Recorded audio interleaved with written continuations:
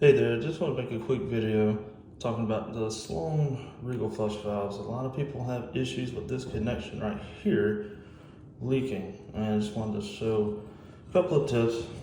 Nothing major. Yes, 90% of the time it's going to be your O-ring that's leaking.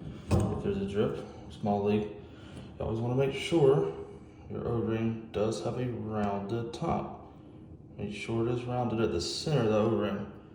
If there's flat spots, if it is flat, a new O-ring.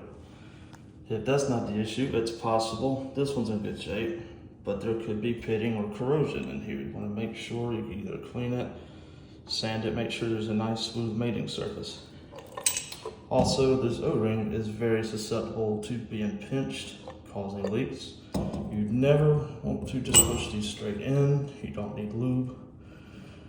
But what you could do, and what I do, is twist it in. Give it a little twist, goes right in there. And that should solve your problem.